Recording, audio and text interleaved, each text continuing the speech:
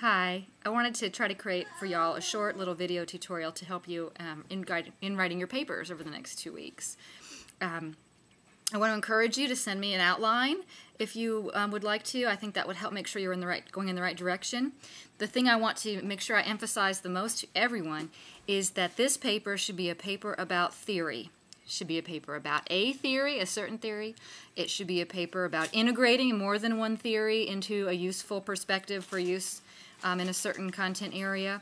Or it should be about critically evaluating the usefulness of a particular theory for a content area. I emphasize this because I want to make sure that you understand that this paper should be focused on the theory, not any certain content area.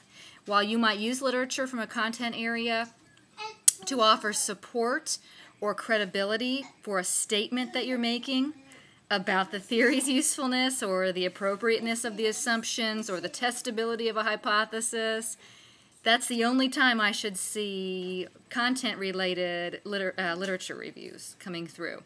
So this won't be like the traditional paper you've written in the past where you write an introduction about your topic and then you provide the theoretical perspective as your basis. And then you move on to a complete lit review about a content area or an issue or a specific topic and then move into methodology and testing. This paper is going to be something that would come before all of that. This is where you critically evaluate the theory itself. So if you've decided to choose a certain content area or a certain issue, and you want to talk about how you could look at that issue from a certain theoretical perspective, that's where it starts and that's where it ends. I only want you to talk about the theoretical perspective and its usefulness or applicability. So for example, if you wanted to look at, I'm just going to start throwing out real live examples from people's papers so that maybe you'll see yourself and it'll give you some guidance, and if you don't see yourself, you'll hear what other people are doing and at least be able to apply it to your own. For example, if you were looking at child care issues and you wanted to look at child care quality and you were going to use Maslow's hierarchy of needs. Whereas in a traditional paper you would tell us about child care in the United States, then you'd tell us about Maslow's hierarchy of needs, and then you'd move on to how that theory applies to your content area or your issue. You wouldn't do it that way this time. This time you're going to start with your theory. You're going to tell me about the theory and its assumptions and its propositions and its key concepts and its key terms. And you're going to then use pieces from the child care literature to support that theory's usefulness, rather than the other way around. On the same page, if you were going to look at socio-health education for adolescents and you wanted to use Erikson's theory, you're not going to tell me about the need for understanding how how adolescents learn about socio-health issues and then move into a brief description of Erikson's theory and then go on to a full lit review about what we know, the state of knowledge about socio-health education. That's beyond the scope of this paper. What you would do is you would stick right there with Erikson. You would tell me about Erikson's theory. You would tell me what the assumptions are of his theory. You would talk about the history of this theory, what it had been used to study before, why that was appropriate or inappropriate based on the assumptions and propositions and key concepts of that theory. If you are, and that's where it would stop, that you would just be talking about how applicable is this theory to this issue, period, and not giving me the full-blown lit review then on the content area. If you are grabbing lots of different theories, for example, we know that one person is interested in grief and bereavement and has had a hard time finding a theory to really critically evaluate or to really discuss in depth. So she's pulling several different sort of perspectives that aren't necessarily considered theories and trying to build a theory. Well, in that situation, you could model after Epstein's paper a great deal. You could pull the key points, the key assumptions, the key propositions, the key concepts from what's existing, talking about why those are the most appropriate to pull from each one, and put them together into one cohesive theory that would have assumptions and key concepts that are well defined, and propositions that could be tested. And you'd want to be sure you can be telling us why it's important that they can be tested. Who told us that? There were several philosophers who felt it was important that you would write a hypothesis that was testable to make it a scientific theory. So in that situation, we're focused on just the theory, the components of the theory.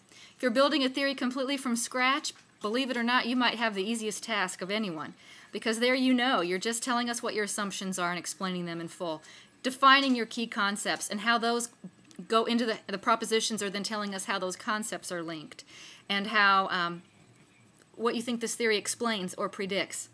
That's another thing to think about as you're looking at these theories. How much nature are they and how much nurture are they? What are their assumptions? Do they have propositions that are logical and make sense and lead to testable hypotheses? These are all the things you're wanting to look at. So when we're talking about this paper, the whole focus of the paper should be the theory, either constructing a theory or deconstructing a theory. And while each of you might be pulling in from your own content areas and areas of expertise to fill in, to provide support, because it's or maybe it's because it's a theory of in a certain content area itself, the paper, the focus is on the theory. And the content piece will be sort of a gravy, I guess you could say. So when you're writing this paper and you're doing your lit review is not to find everything there is on your content area or your issue. The lit review is about your theory and finding literature that supports a theory's usefulness or appropriateness. Or you might have decided, you know what, everybody in the world is using Bronfenbrenner's theory as their perspective to understand almost any phenomena out there.